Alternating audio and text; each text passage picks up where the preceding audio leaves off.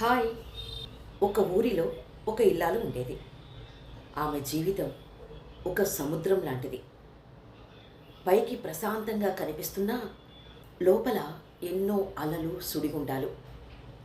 30 ఏళ్ల వైవాహిక జీవితంలో ఆమె చూడని కష్టం లేదు, పడని వేదన లేదు.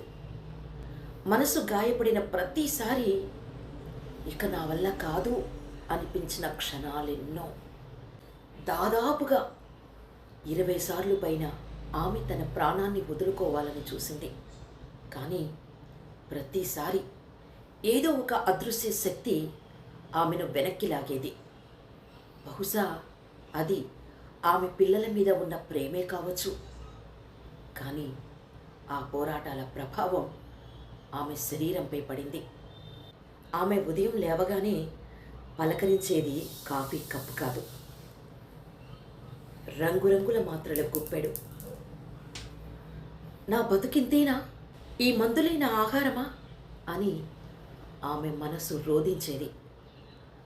ఆర్థిక ఇబ్బందులు ఒకవైపు, భవిష్యత్తుపై భయం మరొక వైపు. ఇవన్నీ ఆమెను ఉక్కిరి బిక్కిరి చేసేవి. ముఖ్యంగా తన చిన్న కూతురి పెళ్లి బాధ్యత ఆమె కళ్ళ ముందు ఒక పెద్ద పర్వతంలా నిలిచింది. ఒకరోజు ఆమె కిటికీలో నుంచి బయటకు చూస్తుండగా వర్షానికి నలిగిపోయిన ఒక చిన్న మొక్క కనిపించింది. ఆ మొక్క ఆకులు రాలిపోయి కాండం వంగిపోయింది.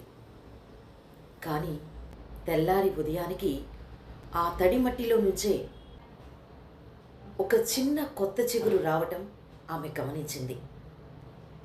ఇప్పుడు ఆమెకు ఒక విషయం అర్థమైంది. గతంలో ఎన్నో అడ్డంకులు ఎదురైనా నేను నా పెద్ద కూతురి పెళ్లిని ఒక యజ్ఞంలా పూర్తి చేయగలిగాను. నాలో ఆ శక్తి ఉంది. ఇప్పుడు ఈ అనారోగ్యం, ఈ సమస్యలు నన్ను తాత్కాలికంగా వంచవచ్చు, కానీ ఆపలేవు కదా. ఆమె తన కన్నీళ్లను తుడుచుకుంది.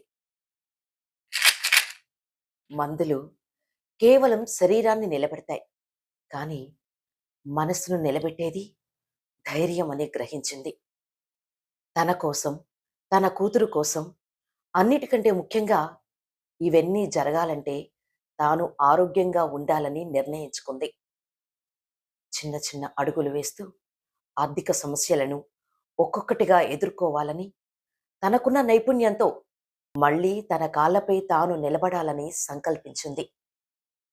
ఈ కథ ఇంకా ముగియలేదు. ఆ ఇల్లాలు ఎవరో కాదు,